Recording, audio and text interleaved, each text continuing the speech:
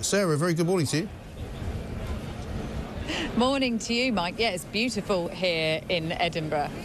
It's lovely, isn't it? Now, I've been reading up on this, a bit of history for everybody. Apparently, he's going to be acknowledging a Scottish monarchy that stretches back to the 10th century and beyond. But it could all have been very different if Bonnie Prince Charlie hadn't done what he did. I mean, there's a lot of sort of myth and legend around this, isn't there? There certainly is, and as you described, these are the oldest crown jewels in Britain, because unlike much of the English crown jewels, these managed to survive Oliver Cromwell. They were hidden away from him. In 1707, with the Act of Union between England and Scotland, they were put away, and they weren't discovered again until 1818 by the author Walter Scott, who found them in a wooden box inside Edinburgh Castle. They live now in Edinburgh Castle, but today they will be coming here. They'll be driven from Edinburgh Castle under very tight security, and they will be presented to King Charles during a ceremony here. The Scottish crown, which dates back to many centuries, the sceptre, the sword of state, which is so old that it is far too fragile, presented to James IV by the Pope in 1507. It is too fragile to be used today, and so you were mentioning earlier, Mike, there is a new sword that has been commissioned, the Elizabeth sword, which will be here and on display for the first time today, carried by the Olympian Dame Catherine Grainger. Yes, I was going to ask you who's going to carry it, because she'll be the sort of Penny Mordaunt figure, won't she, carrying that sword, presumably in the same manner. And there's been a lot of sort of, I suppose, debate around this. Was it necessary for Charles to go to Scotland to have this done? Wasn't it enough that he had the coronation in London? But I think it's rather nice, and it's rather good for Britain, isn't it, that the United Kingdom can have a monarch of both Scotland and England, effectively. And it's another day to sort of celebrate our history.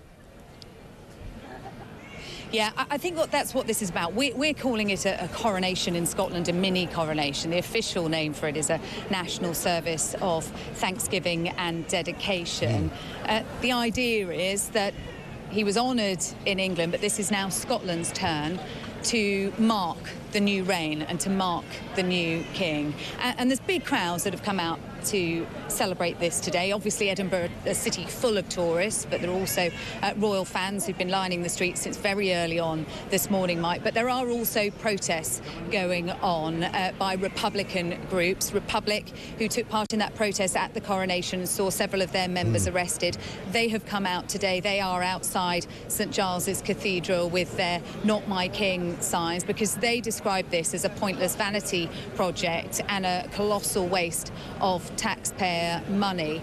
But this has been put on by the Scottish government. It was announced at the time of the coronation by Humza Yousaf, the Scottish First Minister, their chance to welcome the new king, and taking place as part of Royal Week. That happens every year when the king, the monarch, comes to Scotland, takes up residence at the Palace of Holyrood House and takes in a number of engagements, investitures. We've had garden parties, for example, but this the centrepiece this year. And we know the Queen used to love Scotland. She loved going to Balmoral. The Queen Mother loved it as well. Do we expect Charles to spend a fair bit of the summer up there? Yes, we do, and we know that Charles shares his mother's deep affinity for Scotland. He spends a lot of time at Birk Hall, the Queen Mother's former home on the Balmoral estate. There has been suggestion that he will be continuing the tradition of his late mother by moving to Balmoral Castle for the summer and having a procession of family members joining him there for the summer break. The Prime Minister usually invited to Balmoral with their family as well over the course of the summer, this being the first of Charles's reign. So we'll have to see whether he does continue that tradition. But yes, he certainly has that love of Scotland, and it's being demonstrated today.